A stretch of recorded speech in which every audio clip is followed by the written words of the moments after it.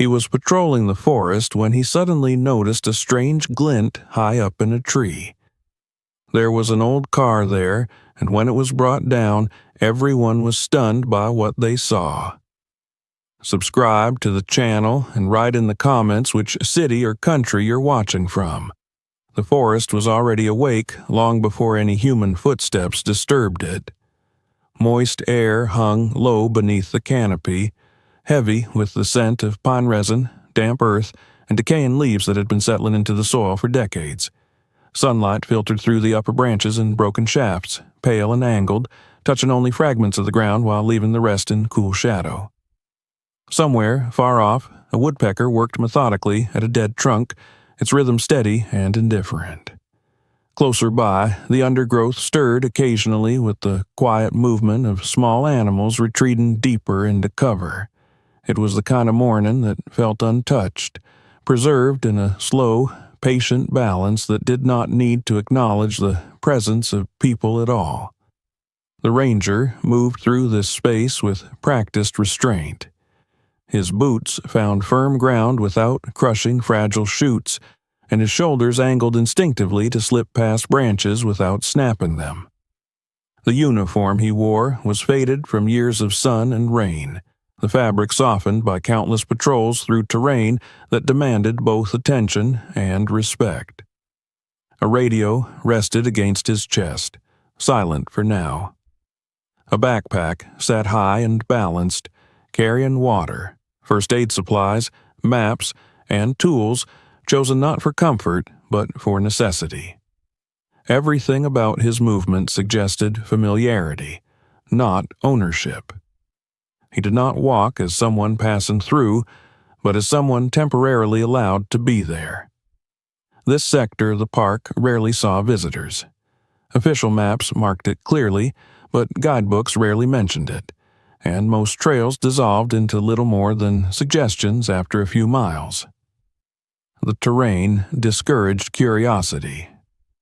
Slopes shifted unexpectedly, soil loosened after storms, and the trees grew older and closer together the farther one went.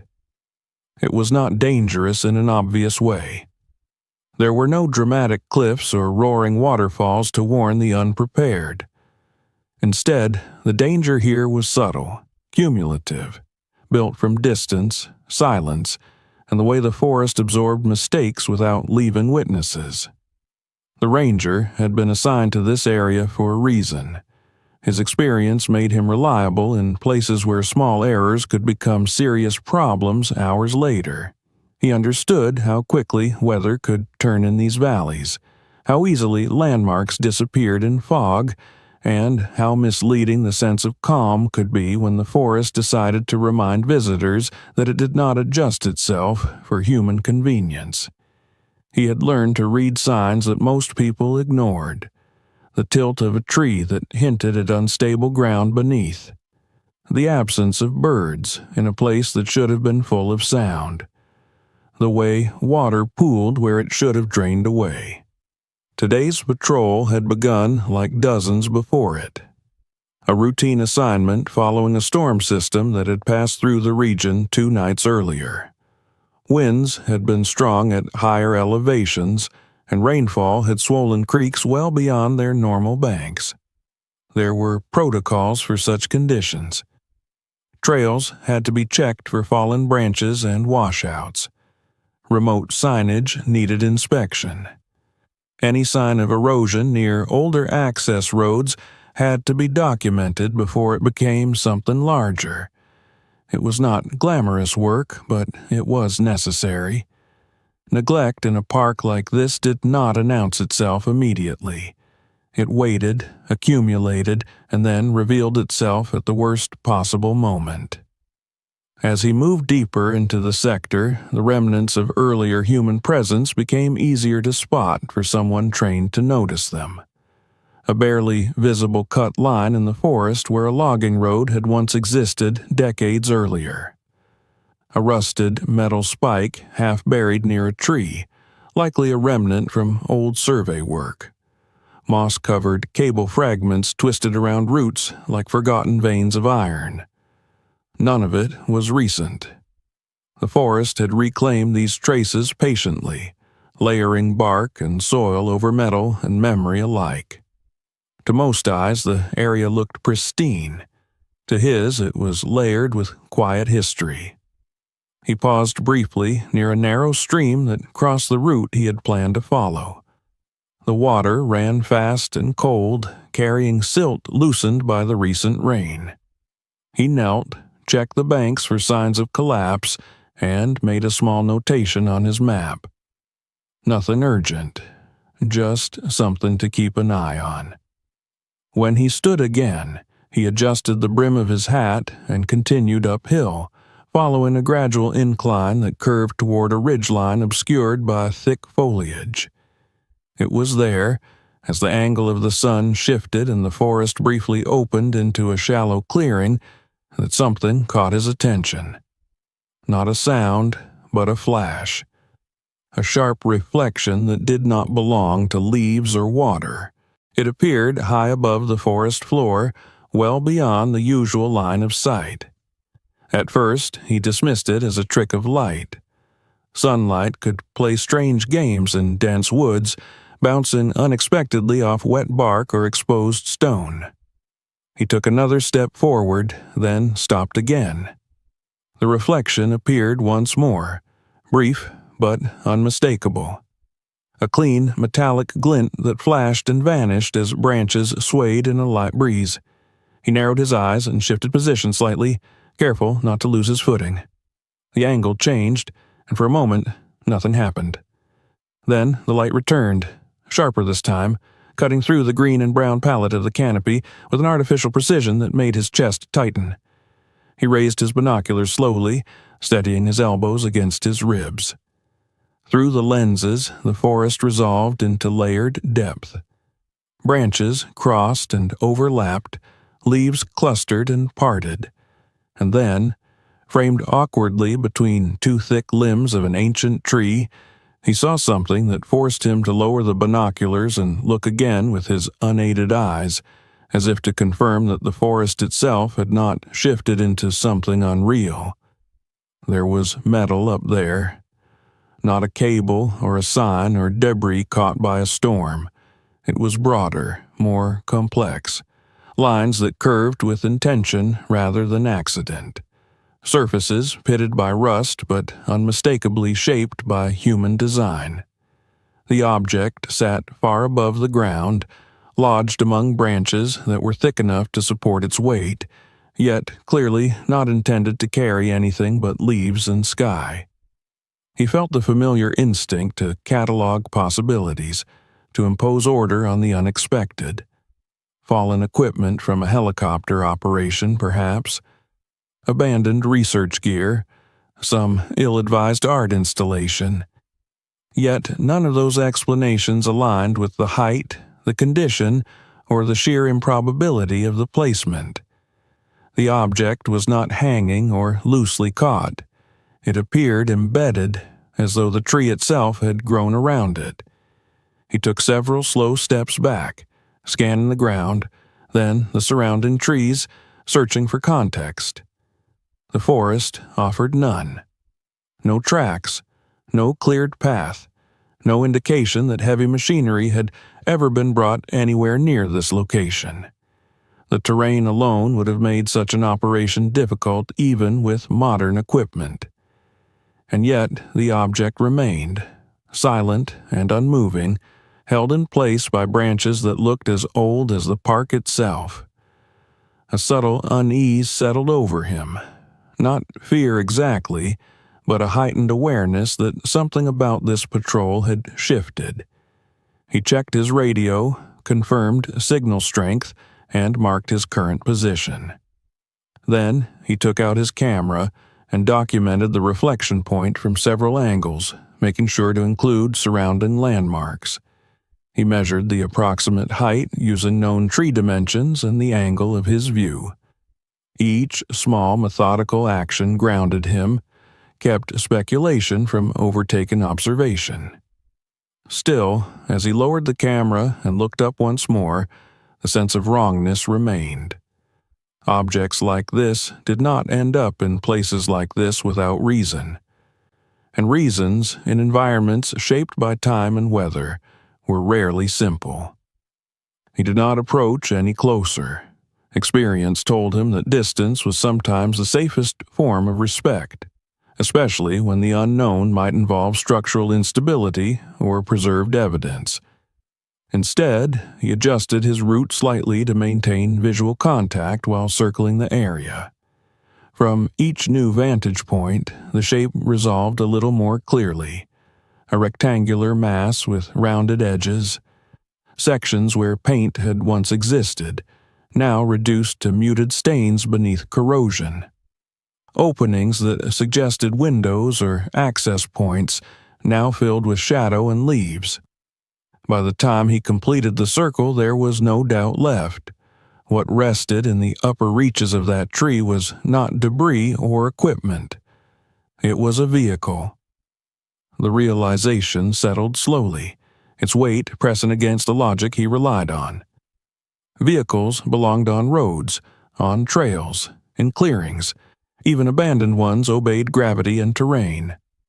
They did not rise into canopies and remain there for decades without intervention.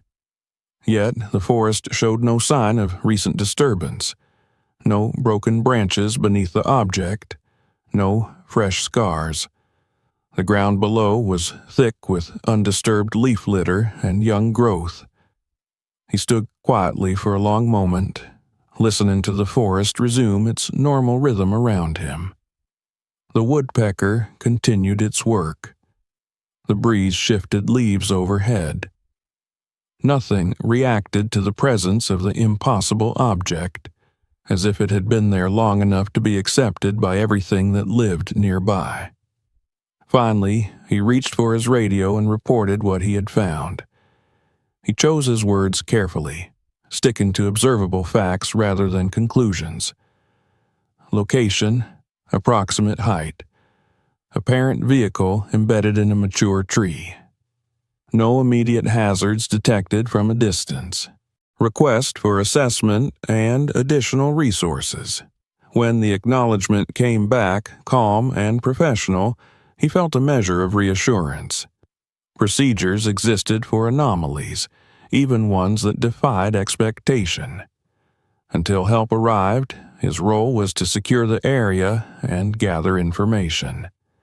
He flagged the perimeter discreetly, choosing points that would be visible to trained eyes without drawing unnecessary attention. Then he took up a position where the object remained in view, the forest unfolding quietly around him as it always had.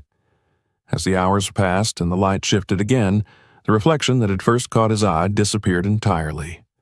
The metal blended back into bark and shadow, nearly invisible unless one knew where to look. It struck him then how easily this could have remained hidden forever, growing older along with the tree that held it.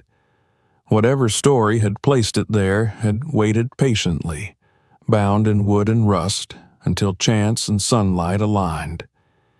He did not yet know that this patrol, routine in every expectation, marked the beginning of a discovery that would stretch far beyond this quiet sector of forest.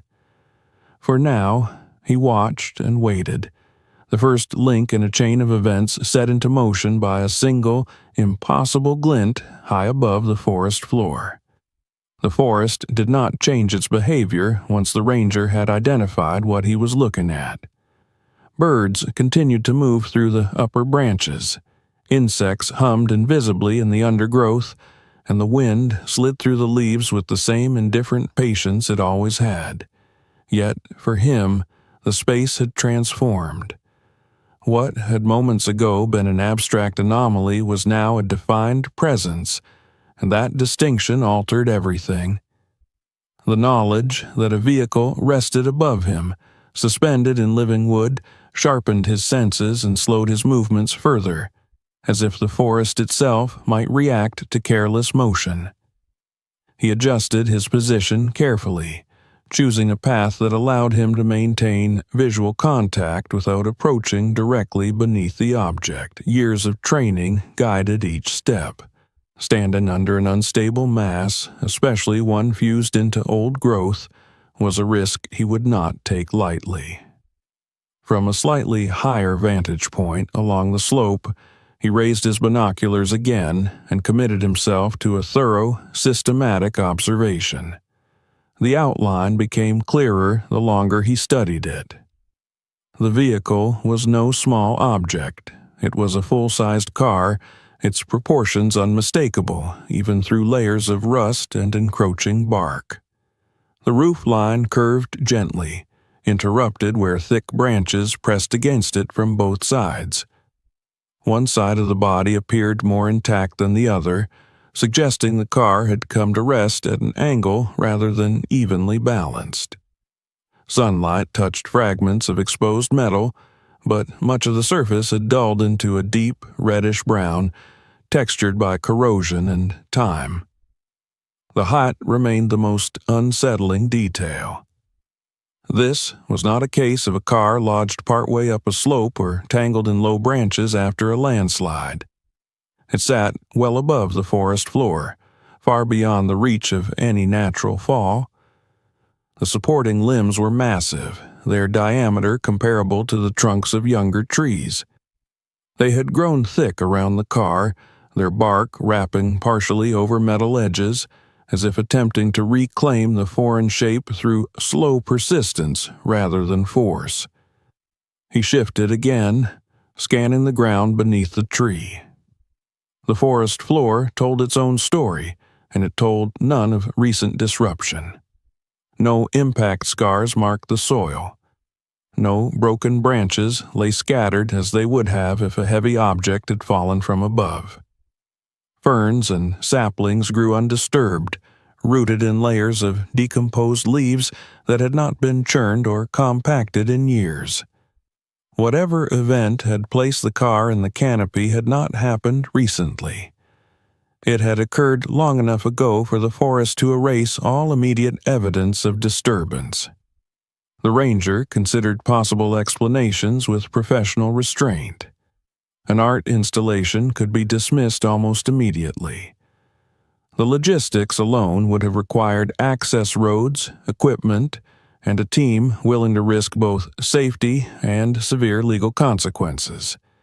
There was no trace of such an effort. A helicopter drop was conceivable, but unlikely. The park's records were meticulous, especially regarding aerial operations. Any heavy lift activity would have been logged, and the structural damage to the tree would have looked different. A violent insertion from above would have torn limbs apart rather than allowing them to cradle and envelop the object. A landslide offered another possibility, though it raised more questions than it answered. He examined the surrounding terrain with a critical eye. The slope beneath the tree was gradual, not the kind of steep incline that typically produced massive, sudden movement. There were no visible scars or exposed rock faces that would suggest a historical collapse of that magnitude. The soil composition here was stable, layered over decades with organic matter that anchored roots deeply. Flooding crossed his mind briefly, but the nearest water source lay far below, and even in extreme conditions it was difficult to imagine a force capable of lifting and lodging a car at such height without leaving unmistakable marks along the way. Each hypothesis weakened under scrutiny, leaving behind the uncomfortable conclusion that the explanation was neither simple nor immediately apparent.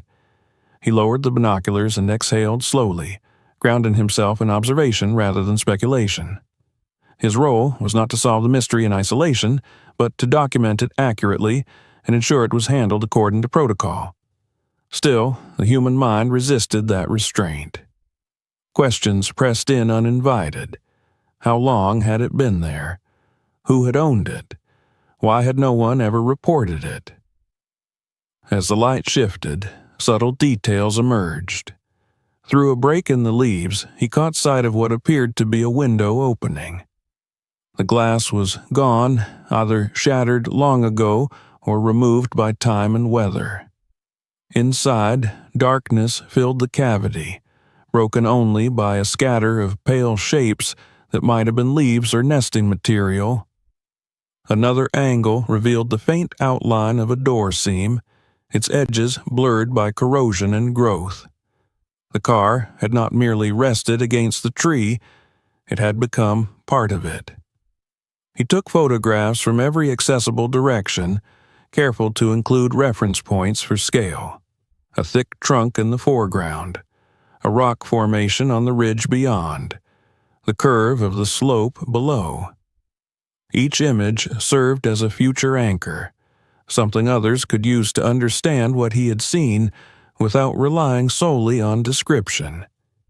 He also recorded short video clips, capturing how the object disappeared and reappeared as branches swayed, demonstrating how easily it could evade notice even from a trained observer. The tree itself demanded attention. Its size alone placed it among the oldest in this section of the park. The bark was deeply furrowed, carrying the marks of centuries of growth and weather. Lichens patterned its surface in pale greens and grays, and the roots spread outward like the ribs of some ancient creature, gripping the earth with quiet authority. This was not a tree that tolerated disturbance lightly. Whatever had happened here had happened long ago, when the tree was younger, more flexible, and still capable of adapting to sudden intrusion. The ranger traced the visible points of contact between wood and metal with his eyes. In some places, the bark had grown over edges of the car, creating smooth, unnatural curves where organic and manufactured materials merged. In others, the metal seemed to have resisted encroachment, leaving narrow gaps that collected water and debris. These details suggested a prolonged coexistence, rather than a single violent event. The car had not simply struck the tree and remained stuck. The tree had grown around it, slowly and relentlessly, year after year. That realization shifted his understanding in a fundamental way. This was not merely a curiosity or an oddity of physics. It was a timeline, a record of decades passing without human intervention. The forest had accepted the car as part of its structure, integrating it into the cycle of growth and decay with no concern for its origin. He checked his radio again and relayed additional observations to his superiors. His voice remained even, professional, but the details he shared carried weight. Vehicle appears embedded, not suspended. Significant wood growth around metal components. No signs of recent disturbance, likely present for several decades at minimum. Request guidance on next steps. The response confirmed what he already suspected. This would require a coordinated operation. Specialists would need to assess both the safety risks and the historical significance. Until then, the site was to be treated as restricted. No attempt to approach or interfere with the object was authorized. He acknowledged the instructions and took responsibility for maintaining the perimeter. With measured steps, he placed additional markers along natural approach routes, choosing locations that blended with the environment while remaining visible to those trained to recognize them. He avoided cutting or clearing wherever possible, leaving the forest intact. The goal was not to impose order, but to protect what was already there. As he worked, his awareness kept returning to the same thought. If the car had been there for as long as the evidence suggested, then it had watched the forest change around it. Seasons had passed in endless repetition. Storms had battered the canopy. Snow had weighed down branches. Fires might have swept nearby without ever touching it. Through all of it, the car had remained, silent and unmoving, its presence unknown to anyone who did not look in exactly the right way at exactly the right moment. He imagined how many patrols had passed through this sector over the years. How many hikers might have walked beneath that tree, unaware of what rested above them. How many times the sun had flashed off rusted metal only to go unnoticed. The thought carried a strange mixture of humility and unease. The forest did not reveal its secrets easily, and when it did, it was often because chance aligned with patience. As the afternoon wore on, clouds began to gather beyond the ridge, softening the light and dulling reflections. The car faded once more into the visual language of bark and shadow. From a distance, it could have been mistaken for nothing more than a dense knot of branches. Only now, having truly seen it, could the ranger pick it out without effort. He settled into a waiting rhythm, alert but unhurried. There was nothing more to do until the arrival of additional personnel. Still, his mind continued to circle the implications of the discovery. A vehicle embedded in an ancient tree was not simply an environmental anomaly. It suggested a story that had ended abruptly, leaving behind a physical question mark that nature had patiently concealed. By the time the first distant sounds of approaching equipment reached his ears, he understood that this was only the beginning. The act of seeing had set something irreversible in motion. Whatever answers lay within that rusted shell would not reveal themselves easily, and extracting them would require careful planning, restraint, and respect for both the forest and the unknown history bound within its canopy. The first signs of activity reached the ranger as distant vibrations rather than sound. A faint tremor traveled through the ground beneath his boots, subtle enough that someone unfamiliar with the forest might have dismissed it as imagination. To him, it was unmistakable. Heavy equipment was moving along access routes far beyond the visible perimeter, following paths that had not been used regularly in years. The forest responded quietly, absorbing the disturbance with the same patience it had shown for decades. Leaves shifted, birds lifted briefly and resettled, and then the deeper stillness returned. He remained where he was, maintaining his vantage point on the tree while adjusting his position slightly to keep clear lines of sight along the approaches. His earlier reports had been concise, but the implications were now unfolding in real time. The discovery had crossed a threshold. It was no longer a solitary observation, but a shared responsibility, one that required coordination, restraint, and an understanding that mistakes here would echo far beyond the immediate moment.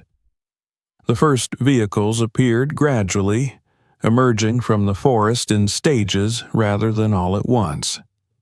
Utility trucks moved slowly, their drivers clearly instructed to prioritize control over speed. They followed narrow clearings where older service routes had once existed, guided by maps and GPS, but also by the careful judgment of those who understood how easily modern machines could damage fragile ground. Behind them came specialized transport carrying equipment designed not for force, but for precision. Winches, pulleys, reinforced cables, cutting tools, and protective gear all traveled together, their presence a quiet acknowledgement that this operation would require more than simple access. As personnel disembarked, the atmosphere shifted. The forest remained unchanged, but the human presence grew denser, more deliberate. Each individual had a defined role, evident in the way they moved and spoke to one another with efficiency rather than curiosity. There were no raised voices, no hurried gestures. The situation demanded focus, and everyone present understood that the object embedded in the tree was not merely unusual, but potentially significant in ways that had yet to be determined. The ranger briefed the team as they gathered at the edge of the marked perimeter. He spoke plainly, grounding his account in what he had observed rather than what he suspected. He described the height of the vehicle, the extent of wood growth around it, the absence of ground disturbance, and the apparent age suggested by corrosion and bark integration. As he spoke, others listened carefully, their attention shifting between his words and the towering tree that held the car in its canopy. Several took notes. Others recorded measurements and angles, already beginning to translate the situation into actionable plans. Safety considerations came first, as they always did in environments like this. The tree was old and massive, but age brought fragility as well as strength. Any misjudgment could destabilize branches that had held steady for decades. There was also the risk of unseen hazards within the car itself. Old fuel residues, degraded batteries, sharp metal edges, and the possibility of biological contamination all had to be accounted for. The forest did not forgive carelessness, and neither did time. The team conducted a slow, methodical survey of the surrounding area. They assessed the slope, tested soil firmness, and identified anchor points capable of supporting the loads that would soon be placed upon them. Thick trees at a safe distance were selected as potential supports for cable systems, their health evaluated carefully to ensure they could withstand sustained tension. Smaller vegetation was flagged and protected rather than cleared wherever possible, reflecting the priority placed on minimizing environmental impact. As the technical assessment continued, the ranger found himself observing the operation from a slightly different perspective. Until now, the car had been a solitary presence, suspended in the forest like a question without an audience. With the arrival of the team, it became a focal point. Drawing together expertise from different disciplines, each person saw it through a different lens. To some, it was a structural challenge. To others, a historical artifact. To the ranger, it was increasingly clear that it was both, and something more besides. Discussion turned to possible methods of extraction, though the word itself felt misleading. There was no intention of simply removing the car as one might retrieve debris. The goal was to understand the relationship between the vehicle and the tree, to separate them only where necessary, and in a way that preserved as much information as possible. Cutting the car free entirely while it remained aloft was immediately dismissed. The risk of uncontrolled movement and damage was too great. Likewise, attempting to lower the car independently of the tree ignored the reality that the two had become structurally intertwined.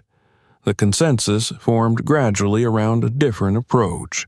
Rather than removing the car from the tree, they would remove a controlled section of the tree with the car still embedded within it. This would require careful planning and precise execution. The segment would need to be large enough to support the car's weight and maintain its orientation, yet small enough to be lowered safely without overwhelming the support systems. Every cut would have to be calculated, every movement anticipated. Preparation of the site began in earnest. The perimeter was expanded slightly to account for potential swing radius and debris. Ground crews reinforced the landing area with layered materials designed to absorb impact without shifting. Logs were arranged deliberately, their placement adjusted repeatedly until the team was satisfied that they would distribute weight evenly. Nothing was left to chance. In a forest like this, improvisation was a liability. Above, climbers ascended the tree using techniques refined through years of arborist work. They moved with the confidence of those accustomed to height, their ropes and harnesses blending into the bark and branches. From their elevated positions, they assessed the condition of limbs near the car, testing stability and identifying points of stress. Their observations confirmed what the ranger had suspected. The car had not merely rested against the tree. It had become part of its structure, with wood growth locking it into place from multiple angles. As cables were threaded and secured, the forest filled with new sounds. The low hum of tensioned lines, the occasional metallic click of a carabiner, the measured exchange of instructions carried through radios, These sounds did not overpower the natural environment, but layered themselves atop it, creating a temporary harmony between human intention and natural endurance. The ranger documented each stage meticulously. Photographs, notes, and timestamps captured the progression of the operation, creating a record that would later be reviewed and archived. He understood the importance of this documentation not only for safety and accountability, but for preserving context. Whatever story lay within that car would lose meaning if stripped of the circumstances that had concealed it for so long. As preparations neared completion, a subtle shift in mood settled over the group. The technical focus remained, but beneath it ran a current of anticipation. Everyone present sensed that the moment of separation would mark a turning point.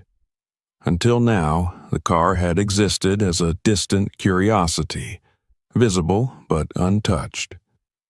Soon, it would be brought down to human scale, where its details could be examined and its history questioned directly. The ranger took a final walk around the site, checking markers and ensuring that nothing had been overlooked. He paused briefly at the base of the tree, looking up through the branches to where the car remained, wedged in shadow and rust.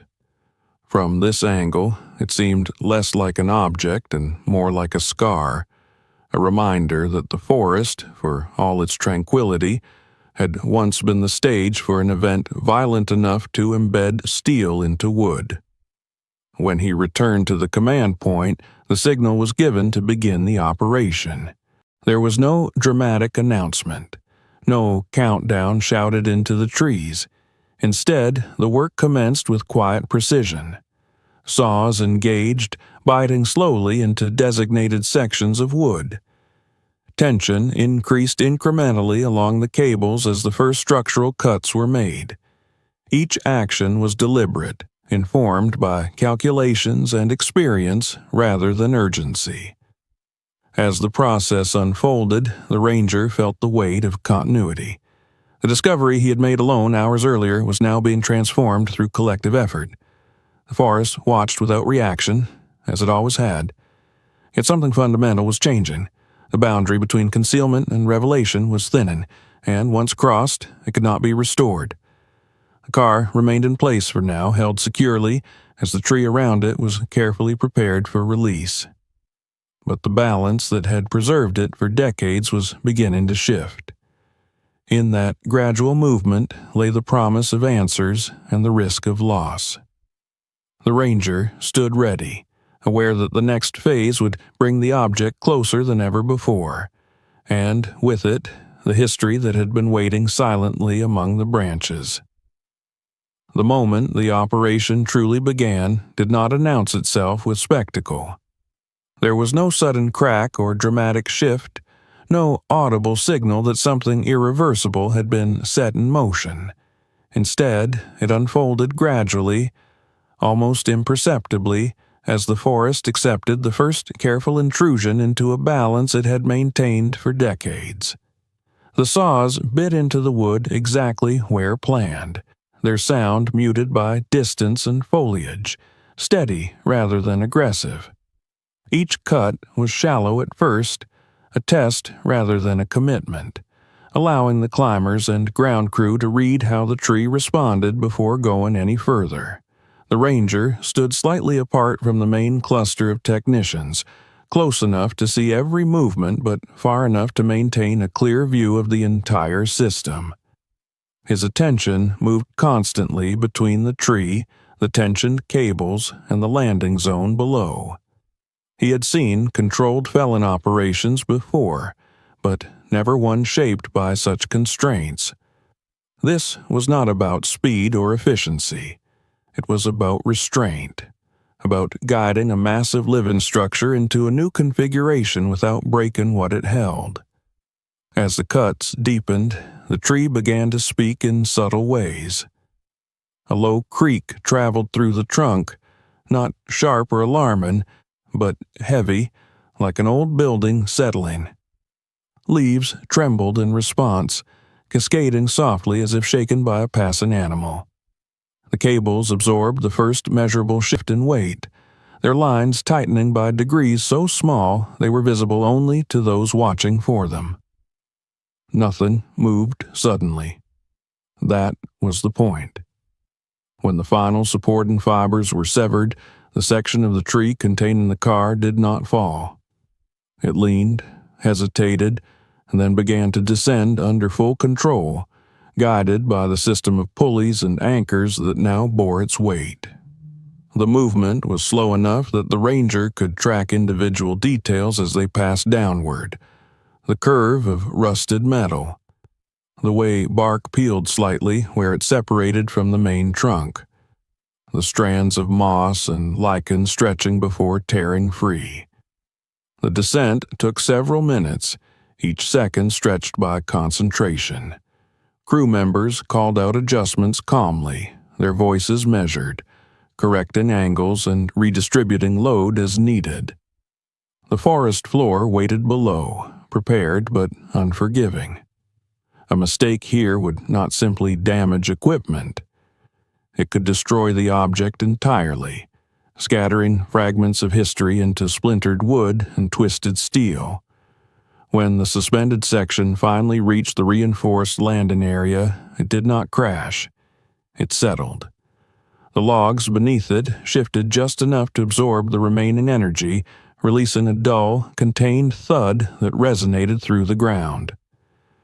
Dust rose briefly, carrying the scent of fresh-cut wood, then dissipated. For a moment, no one moved. The system held.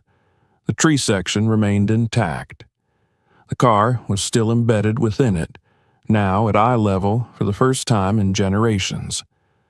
The ranger felt a subtle release of tension ripple through the group. The most dangerous phase was over, but the significance of what had just happened had not yet fully registered. What had existed as an unreachable anomaly in the canopy was now part of the human world again, resting on the forest floor under open sky. As the cables were gradually slackened and secured, the team approached the object cautiously. There was no rush. The ranger moved with them, his gaze drawn immediately to the points where metal and wood merged. Up close, the integration was even more striking. Thick layers of bark had grown over edges of the car, forming ridges that looked almost intentional in their symmetry. In places, branches had pierced through open windows, now thickened into secondary trunks that locked the vehicle in place like ribs through a chest. The car itself bore the unmistakable marks of time. Rust had consumed most of the exterior, softening sharp lines into irregular contours. What paint remained was reduced to faint discoloration, barely distinguishable from the surrounding decay. The roof was dented inward in one area, suggesting a heavy impact long ago. Doors were sealed shut not by locks, but by growth. Roots and fibers pressed against seams, rendering them inseparable without cutting. The ranger circled the object slowly, careful not to step onto unstable debris. From this proximity, the car no longer felt abstract or impossible. It felt heavy, grounded, real. He could see where small animals had made use of it over the years. Nests tucked into corners of the interior, claw marks along exposed surfaces. The forest had not ignored the car. It had adapted to it. The tires were the most obvious sign of age. What remained of them had long since lost any recognizable structure. Rubber had cracked, collapsed, and in some places vanished entirely, leaving rims partially embedded in wood. The absence of intact tires suggested not just age, but prolonged exposure without maintenance. This was not a recently abandoned vehicle. It was a relic. Attention turned naturally to the interior. With windows gone, sunlight spilled inside, illuminating layers of leaves, dust, and decomposed material. The seats had collapsed inward, their frames exposed, upholstery reduced to tatters. The steering wheel was still present, its surface worn smooth and brittle. The dashboard, though warped and broken, retained hints of its original design. Analog gauges sat frozen at meaningless positions, their needles long disconnected from any function. The Ranger leaned slightly to peer through what had once been the driver's side window. He resisted the impulse to reach inside. Protocol demanded patience. Every object, every layer could carry information about how and when the car had come to rest here. Disturbing that context prematurely would erase details that could never be recovered. As technicians documented the exterior, the Ranger's attention was drawn to the rear of the vehicle. Unlike the doors, the trunk area appeared less integrated into the wood. It was still pressed against branches, but the growth there was thinner, suggesting either a different orientation during the early years or a deliberate effort to shield that section. He noted the detail and shared it quietly with the lead investigator, who nodded and marked it for later examination. The smell around the car was not unpleasant, but it was distinct. A mixture of damp wood, old metal, and something faintly chemical, long diluted by time. It was the smell of abandonment rather than decay, of an object removed from use but not from existence. The Ranger recognized it from other recoveries, though none as unusual as this. As the initial survey continued, the emotional tone began to shift. What had started as a technical challenge now carried an undeniable human weight. The car was not empty in the sense that mattered. It was full of absence. Every feature implied a person who had once sat behind the wheel, turned the ignition, chosen a route.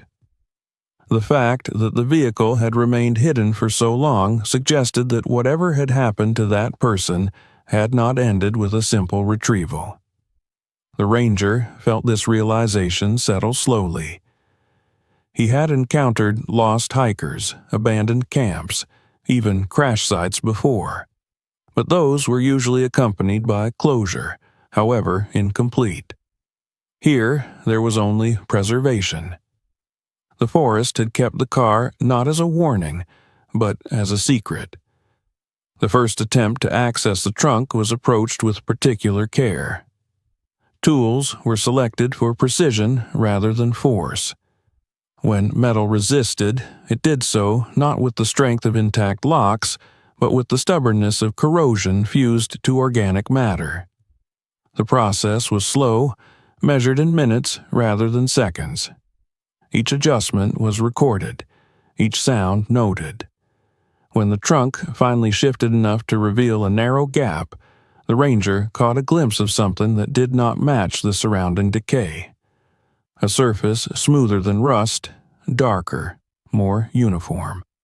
It was partially obscured by shadow, but its shape was deliberate. Rectangular, manufactured.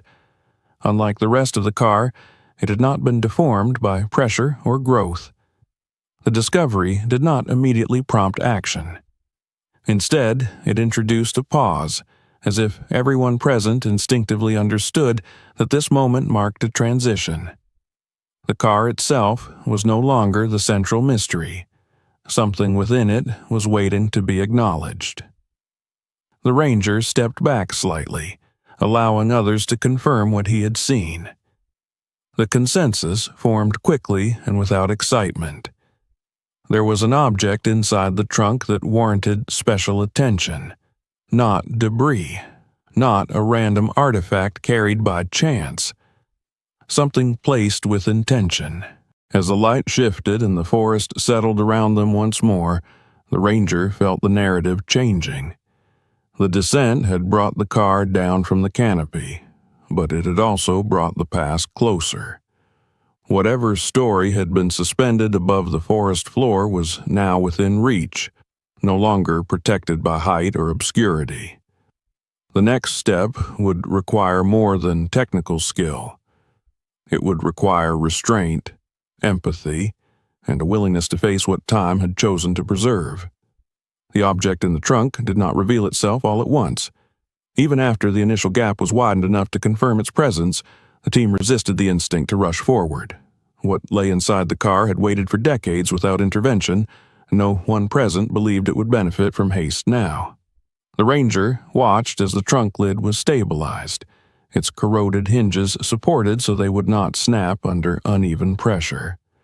The surrounding wood growth was trimmed back only where absolutely necessary, each cut deliberate and minimal, preserving the context that had protected the interior for so long. From a short distance, the rectangular form inside the trunk became clearer. It was a metal container, smaller than the trunk itself, but substantial enough to suggest purpose rather than coincidence. Unlike the surrounding surfaces, it showed relatively little corrosion. Its edges were straight, its planes intact. Time had touched it, but not claimed it. The container sat wedged between the inner wall of the trunk and a thick branch that had pressed inward over the years, as if the tree itself had unknowingly secured it in place. The ranger felt a quiet shift in his own perception. Until now, the car had been the mystery. Its presence in the tree canopy was the question that demanded explanation, but the container suggested intention. Someone had chosen to place it there. Someone had believed it was worth protecting, even if only briefly. That realization carried a weight the rusted shell of the car alone had not. Before any attempt was made to remove or open the container, the documentation process resumed with renewed focus. Photographs were taken from multiple angles, capturing the container's position relative to the trunk, the tree, and the vehicle itself. Measurements were recorded. The condition of the metal was noted, including the presence of a small padlock at the front, its surface pitted but unbroken. The lock was old, clearly, but not crude. It had been chosen carefully, suggesting the person who placed it valued security over convenience. The ranger stood nearby, hands clasped loosely behind his back, observing without interference. He felt an unfamiliar tension building, not from uncertainty but from recognition. He had seen containers like this before in other contexts, toolboxes buried near old work sites, ammunition cases repurposed for storage, time capsules left behind by people who believed they would return. Each carried its own logic, its own quiet hope that the future would unfold according to plan. When the decision was made to remove the container, it was done slowly, with multiple hands guiding it free. The branch that had pressed against it was carefully cut back just enough to release pressure. The container shifted with a dull metallic sound, then lifted cleanly, its weight heavier than it appeared. That alone was telling. Whatever it held was not trivial.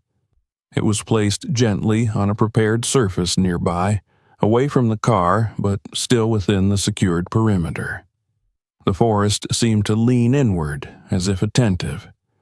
Sunlight filtered through the canopy and touched the container's lid, revealing faint markings etched into the metal.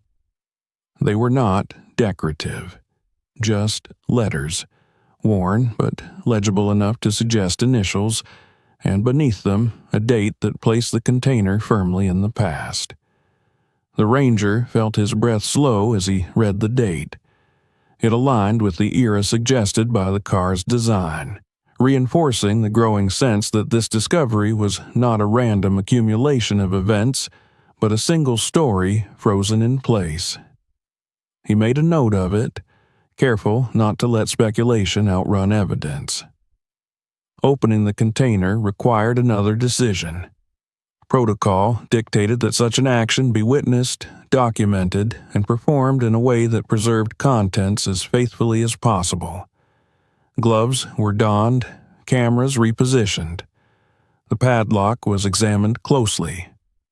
It showed no sign of forced entry. The keyhole was intact, though clogged with debris that had settled into it over time. There was a brief discussion about whether to attempt to open the lock conventionally or to cut it. Given the condition of the metal and the absence of a key, cutting was deemed the safer option.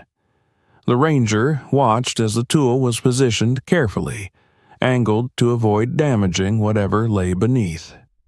When the cut was made, it was clean and controlled. Sparks flashed briefly, bright against the muted colors of the forest, then faded. The lid resisted at first, held in place by a seal that had not been broken since the day it was closed. When it finally gave way, it did so with a soft release rather than a snap, as if exhaling. The interior was revealed gradually, the contents emerging from shadow into filtered light. What lay inside did not match the tension that had preceded it. There was no sudden shock, no immediate sense of danger, or wealth, or secrecy. Instead, there was a quiet intimacy that settled over the group like a shared breath held too long. Carefully arranged within the container were personal items, placed with intention and care. At the top lay a stack of folded papers, yellowed but remarkably intact. Beneath them a small bundle of drawings, their edges softened by time, but their colors still faintly visible. A metal object rested alongside them, its surface worn smooth by use. Everything had been wrapped and layered thoughtfully, as if the person who packed the container had known it might not be opened for a long time. The ranger felt a tightening in his chest that had nothing to do with surprise. He recognized the emotional weight of objects that had outlived their owners. The papers were removed first, handled delicately, and placed on a clean surface.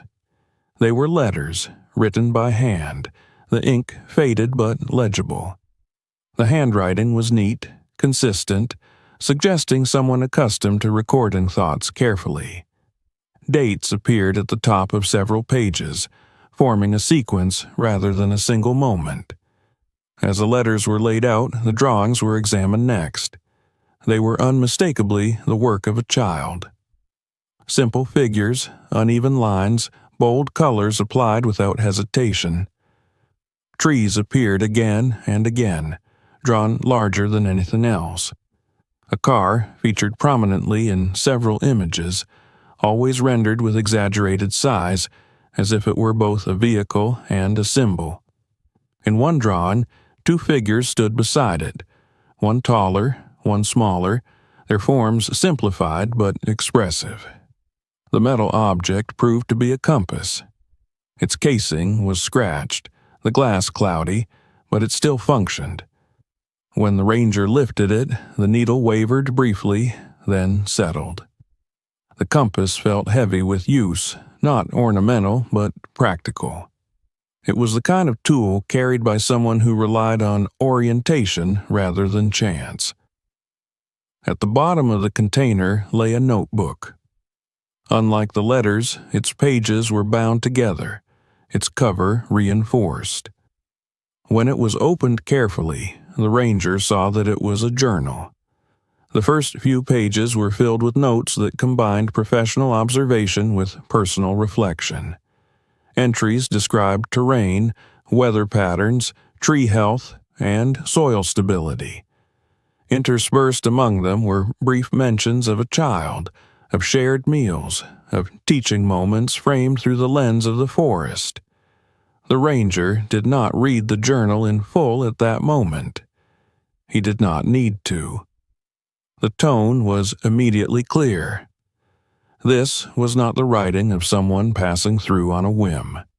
It belonged to someone who had a relationship with this place, who understood its rhythms and risks, and who had chosen to share it with someone younger. As the contents were documented and secured, the emotional impact of the discovery became more pronounced. The team's movements slowed, their voices softened. Even those focused primarily on technical tasks seemed affected. The car was no longer an abstract puzzle. It was a fragment of a life interrupted, preserved not by intention but by circumstance. The ranger felt the weight of responsibility settle more firmly on his shoulders. These items had survived because no one had found them. Now that they had been brought into the present, they demanded care, interpretation, and, eventually, a form of resolution. He understood that whatever story lay behind them would need to be reconstructed patiently, without imposing drama where none belonged. As the sun dipped lower and shadows lengthened, the container was sealed again, its contents protected for transport. The car remained where it was, still partially embedded in wood, but its role in the unfolding narrative had changed. It was no longer the keeper of the secret. The secret had been revealed, not in spectacle, but in the quiet language of personal artifacts that had waited decades to be seen. The ranger stood at the edge of the clearing and looked back once more at the tree and the car resting against it. He knew now that the next phase would take them beyond the forest floor and into records, memories, and histories long left untouched. The discovery had crossed another threshold. What remained was to understand how this story had begun and why it had ended here, suspended between earth and sky, waiting for someone willing to listen. The transition from discovery to understanding did not happen in the forest. Once the container and its contents had been secured, the clearing lost its role as the center of the story and became instead its point of origin. The car remained where it had been lowered, stabilized and protected, but the focus shifted away from wood and metal toward paper, ink, and memory. The ranger felt this change acutely as he left the site for the first time since the operation began. The forest closed behind him with familiar indifference, as if nothing of consequence had occurred, even though something irreversible had already been set in motion. The first step toward reconstructing the past began with restraint. The journal and letters were not treated as narrative objects to be consumed, but as evidence to be approached carefully in order. They were transported to a controlled environment where humidity, light, and handling could be regulated. The ranger remained present throughout the process, not because protocol required it, but because he felt a responsibility that went beyond procedure. He had been the one to notice the glint of metal. He had been the one to recognize that it did not belong. Now he felt obligated to see the story through.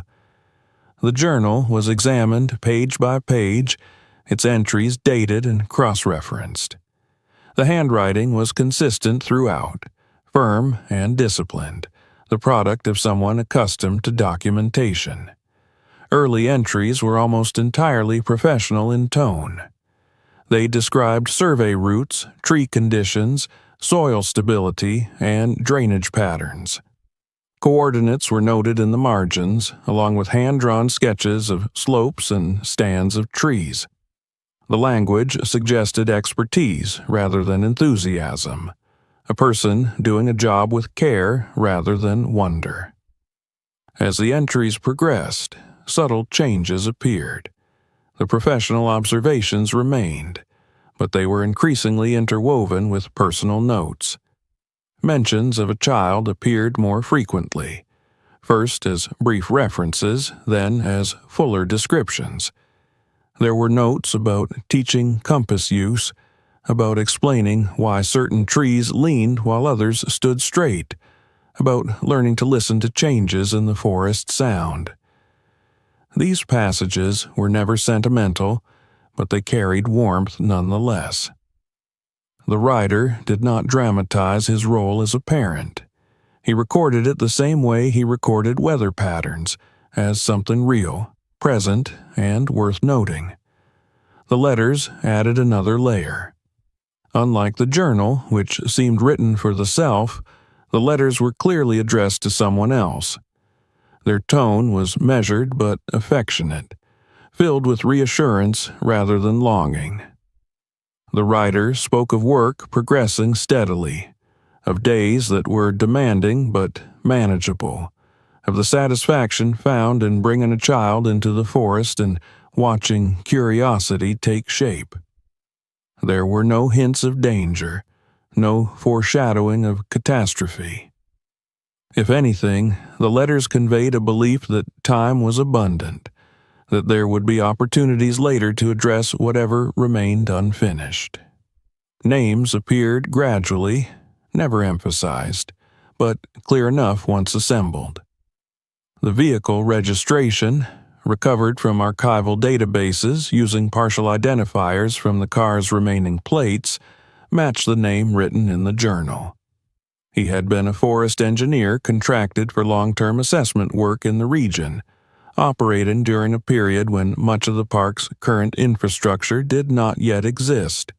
Records confirmed his presence in the area, his assignments logged methodically, his reports submitted on time until they stopped altogether.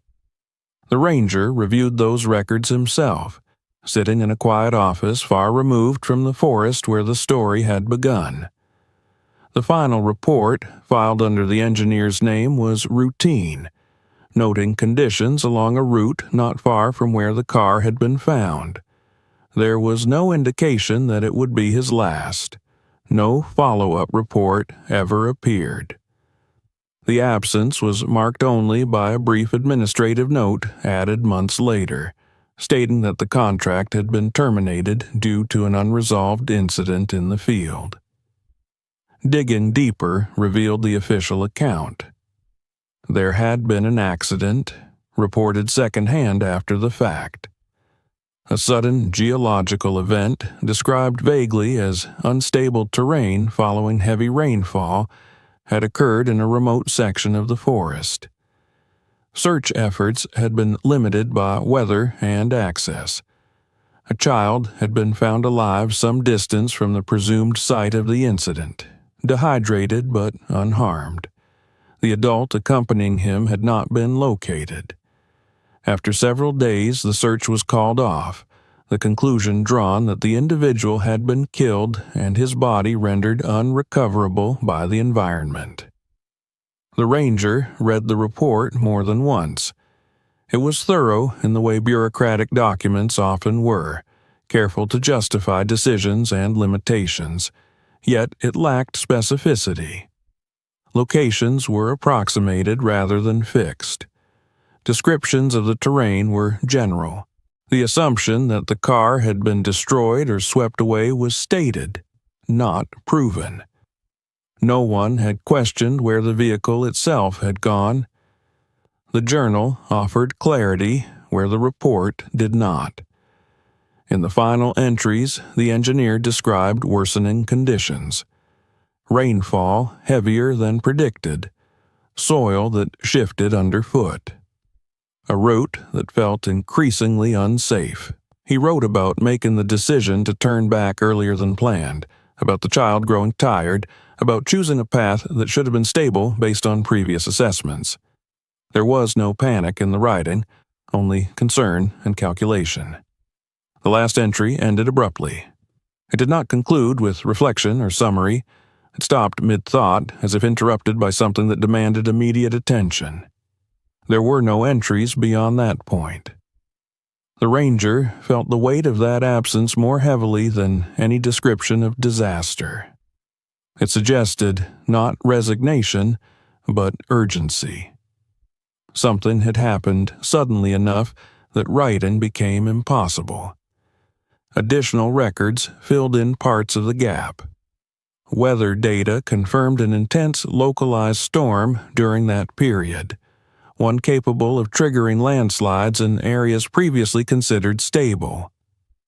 Geological surveys conducted years later noted signs of old soil movement not far from the site where the car had been found, though at the time those signs had been dismissed as natural variation. The ranger began to assemble a coherent sequence. The engineer and his child had been in the forest when conditions deteriorated rapidly. An event occurred that separated them from the safety of established routes. The child survived, found days later in an area that did not match initial search assumptions. The engineer did not. The vehicle itself had vanished from consideration entirely, written off as destroyed by the same forces that claimed its owner. What remained unexplained was how the car had come to rest in the tree canopy. That question lingered, unresolved but no longer abstract. It was now tied to specific terrain, specific weather, and specific decisions made under pressure. The ranger understood that the answer would not be singular. It would be a convergence of circumstances rather than a single dramatic cause. He also understood something else. The official narrative had not been wrong in intent. It had been incomplete. Limited by access, technology, and the urgency of recovery, it had settled for the most plausible explanation available at the time. The forest had done the rest, obscuring what could not be immediately resolved. As the pieces came together, the ranger felt a quiet sense of obligation deepen. This was no longer just about an unusual discovery. It was about restoring accuracy to a story that had been flattened by necessity. The man whose car had been absorbed by the tree had not simply disappeared. His final actions, his care for his child, and his attempt to navigate a dangerous environment responsibly deserved recognition grounded in fact rather than assumption. The child, now long grown, remained an unanswered question. Records showed he had been reunited with extended family after the incident, his life continuing far from the forest that had nearly claimed him. There was no indication that he had ever returned to the area, or that he had known what had become of the car, the journal, or the drawings he had made with small, unsteady hands. The ranger closed the file late in the evening, aware that understanding the past did not bring it back, but it did change how it was carried forward. The forest had hidden the truth not out of malice, but out of indifference. Now that the truth had surfaced, it required careful handling, the same patience and restraint that had guided every step since the first glint of metal caught his eye. The next task would be to explain not just what had happened, but how it had been possible. The physical reality of the car's position still demanded answers. The story was clearer, but it was not yet complete. Understanding the past had clarified motives and loss, but it had also sharpened the remaining question into something that could no longer be ignored. The forest engineer's fate was no longer abstract, his name and intentions now grounded in records and handwriting, but the physical reality of the car's position remained unresolved. How it had come to rest so high above the forest floor was not merely a curiosity. It was the missing mechanism in a story that otherwise held together with unsettling coherence. Without that explanation, the narrative risked drifting into speculation, something the ranger was determined to avoid. He returned to the site with a different mindset than before. The clearing no longer felt like the center of a mystery, but like a field of evidence waiting to be read more carefully.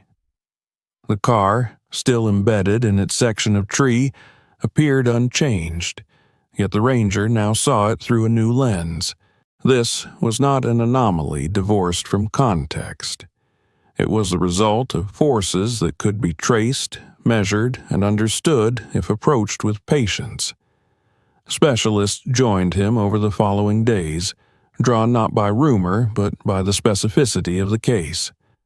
Forest pathologists examined the tree itself, taking samples from the cut surfaces and documenting the growth patterns visible in the exposed rings. Geologists studied the surrounding terrain, mapping subtle depressions and shifts in soil composition that hinted at events long since softened by time. Structural engineers reviewed the car's deformation, looking for clues embedded in bent metal and stressed joints.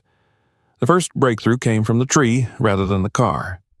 The growth rings told a story that matched the journal's timeline with remarkable precision. At a certain point in the tree's life, there was a clear disruption.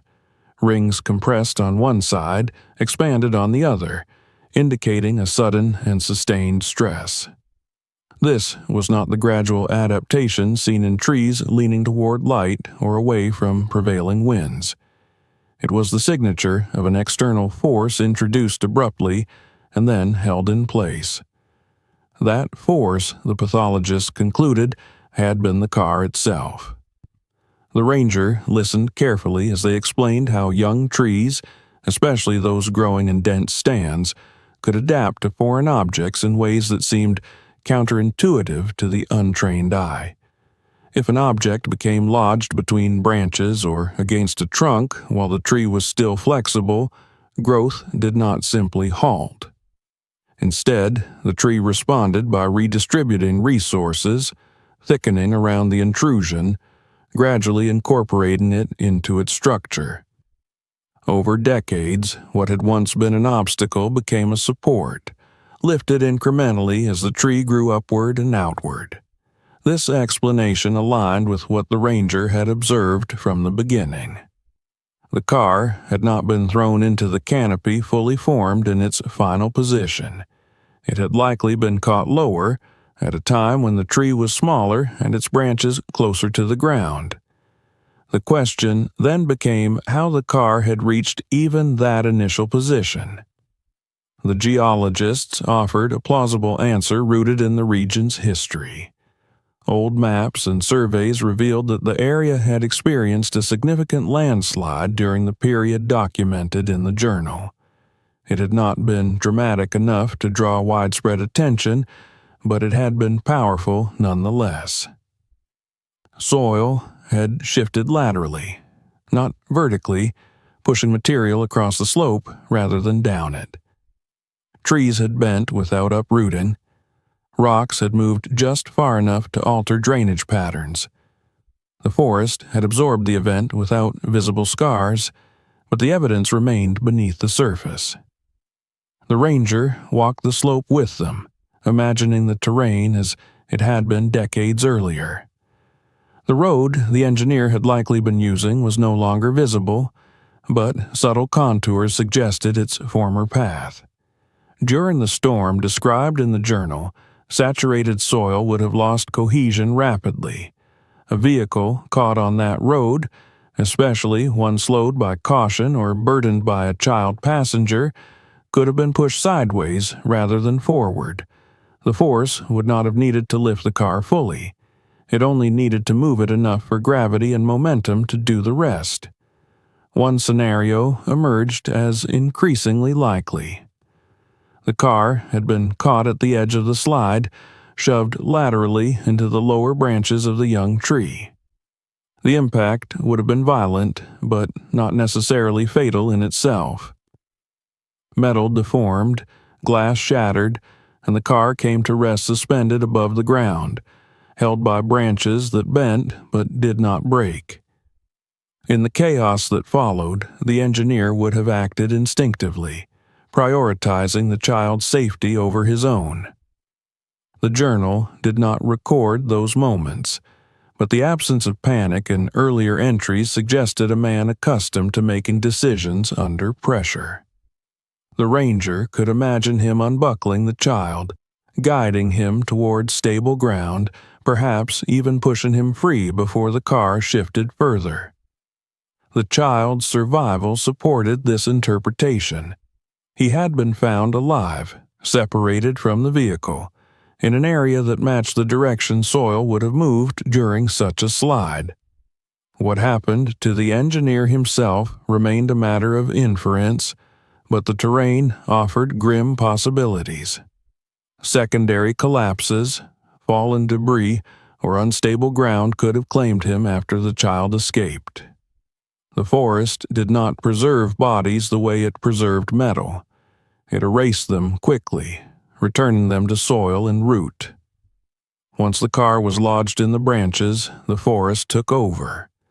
The tree, still young enough to adapt, responded to the foreign weight, not by rejecting it, but by growing around it. Year by year, the trunk thickened, branches elongated. What had once been a car, suspended awkwardly above the ground, became a fixture, its position relative to the forest floor rising slowly as the tree reached for light. The structural engineers confirmed this gradual ascent by examining stress points on the car itself. The deformation was uneven, consistent with long-term pressure rather than a single catastrophic event. Certain sections showed compression marks aligned with growth patterns in the surrounding wood. Others bore the smooth, worn texture of metal that had been held tightly in place while organic material expanded around it. For the ranger, this explanation carried a quiet, unsettling elegance. There was no miracle, no impossible force defying physics. There was only time, growth, and the relentless logic of nature responding to disruption in the only way it knew how. The forest had not lifted the car out of spectacle. It had done so incrementally, without intention or awareness, simply by continuing to live. This understanding reframed the discovery once again. The car was not an object out of place. It was a record of adaptation. The tree had not preserved the engineer's story out of sentiment, but out of biology. It had grown, and in doing so, it had carried the past upward with it.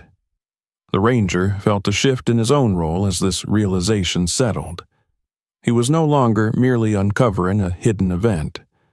He was interpreting a collaboration between human action and natural process. The tragedy had been human, sudden, and finite. The preservation had been natural, slow, and ongoing. Standing beside the embedded car, he traced the line where bark met rust with his eyes, understanding now that this boundary represented decades of silent coexistence.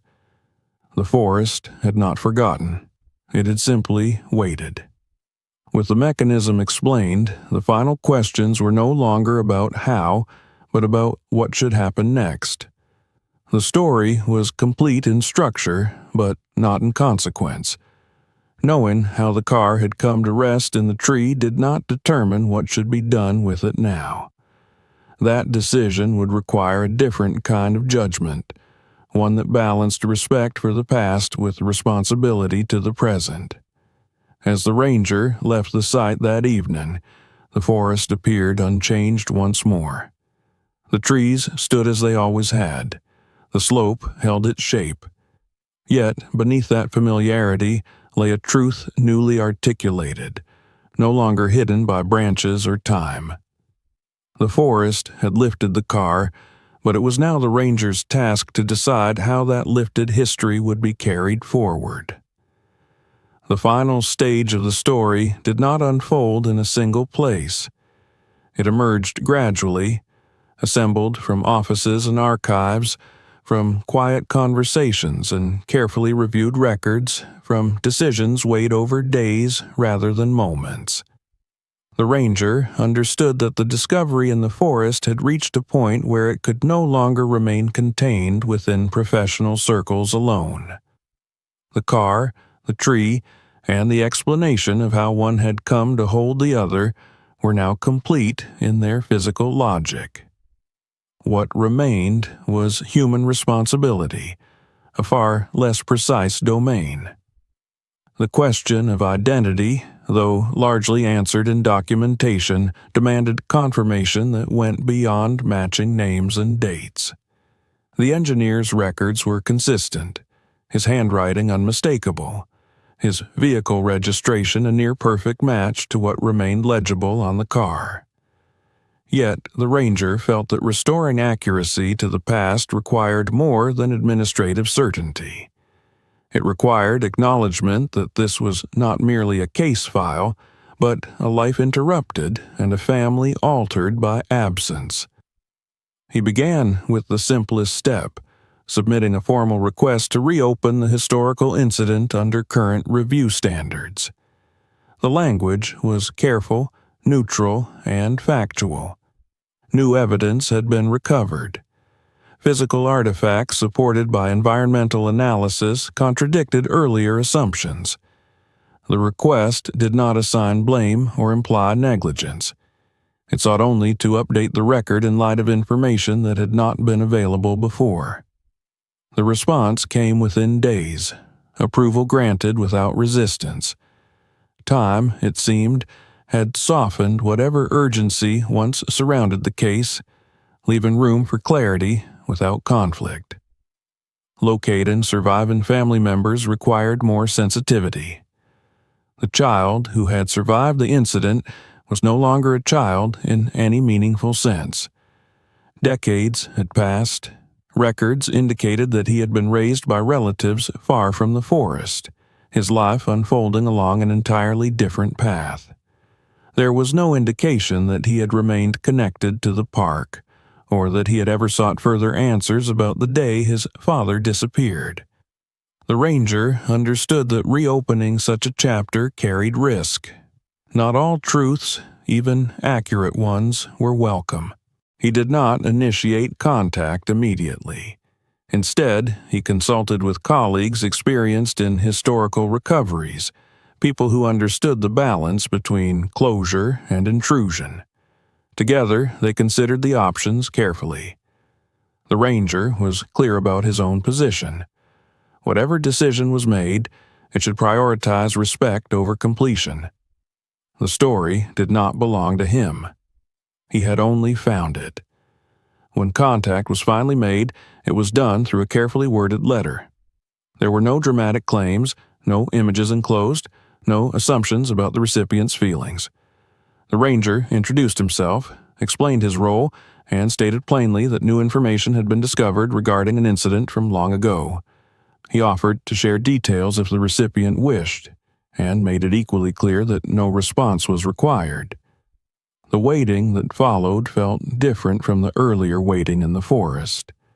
There was no physical tension, no sense of imminent movement. Instead, there was a quiet awareness that time itself was once again part of the process. Days passed, then weeks. The ranger continued his duties, returning to familiar patrols, moving through the same landscapes that had held the secret for so long. The forest offered no indication of how the story might end. It remained itself, indifferent and complete. When the response arrived, it was brief. The recipient acknowledged the letter and expressed a willingness to learn more. There was no urgency in the tone, but there was openness. The ranger read the message several times before replying, conscious of how easily words could carry unintended weight. He responded with care, offering facts rather than conclusions, and suggested a meeting at a time and place of the recipient's choosing. They met in a small, quiet space far from the forest. The ranger brought only what was necessary: copies of documents, photographs selected for clarity rather than impact, a simple explanation of how the discovery had been made and why it had taken so long to surface. He did not begin with the car or the tree.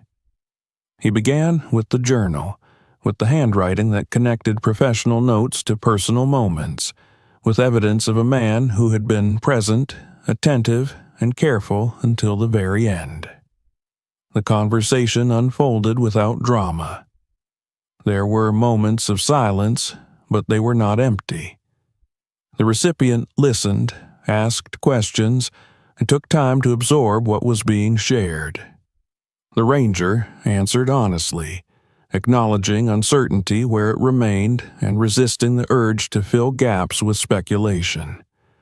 When the drawings were mentioned, there was a pause that felt heavier than anything else that had been said. The ranger offered to return them. The offer was accepted. There were no visible tears, no overt expressions of grief. Instead, there was a quiet recognition, a subtle shift in posture and attention that suggested something long unresolved had finally found a place to rest. The ranger felt then that the story had reached a form of closure that did not depend on emotion, but on truth. The past had not been changed, but it had been clarified. The question of what to do with the car and the tree remained. This decision, unlike the others, involved multiple perspectives. Environmental authorities considered the impact of leaving the object in place. Historians weighed its value as a rare physical record of both human tragedy and natural adaptation. The family's position was central, and it was expressed without demand. They did not seek possession of the car. They did not request its removal. What mattered to them was acknowledgement, not ownership. After extensive consultation, a decision was reached that balanced preservation with respect. The section of the tree containing the car would remain within the park, stabilized and monitored, but no longer hidden. It would not be turned into a spectacle or attraction. There would be no signage explaining the mechanics of the discovery in detail, no dramatized retelling of the incident. Instead, a modest record would be kept in the park's archives, accessible to those who sought it intentionally. The car would remain where nature had placed it, not as a curiosity but as a marker. The ranger supported this decision. He understood that removing the car entirely would sever the relationship that had made the story possible in the first place. Separating metal from wood would simplify the narrative, turning it into a conventional artifact. Leaving it embedded preserved the truth that the forest and the event were inseparable. On his next patrol through the sector, he returned to the clearing alone. The site had been secured, the immediate signs of the operation softened and reclaimed by the forest's steady advance. From a distance, the car was still difficult to see. It blended with the bark and branches, its presence discernible only to those who knew where to look. The ranger paused at the edge of the clearing and stood quietly, listening. He thought of the engineer, not as a figure defined by loss, but as someone who had worked carefully, who had brought his child into the forest not out of recklessness, but out of trust. He thought of the child, now grown, carrying a memory reshaped by new understanding. He thought of the tree, which had done nothing extraordinary by its own standards, only grown. The forest offered no conclusion, no sense of finality. It continued as it always had, indifferent to meaning, patient beyond human measure. Yet, within that indifference, something had been restored. A name had been returned to a place where it had once been lost. A story had been lifted, not out of spectacle, but into accuracy.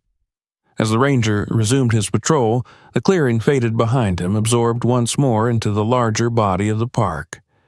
The path ahead was familiar, marked by the same quiet signs and subtle changes he had learned to read over years of work. The forest did not remember him, and it did not need to. What mattered was that he had listened when it chose to reveal something, and that he had responded with care. In time, the story would settle into the park's long history, another layer among countless others. Visitors would pass nearby without knowing what lay above them. Seasons would continue to turn. Trees would grow, and some would fall. The car would remain, held not as a monument, but as a consequence, a reminder that human lives and natural processes intersect in ways that are rarely visible, and even more rarely understood. The ranger did not think of the discovery as an ending. It felt more like a correction, a small adjustment in the record of things that mattered. The forest had carried the weight of that correction for decades.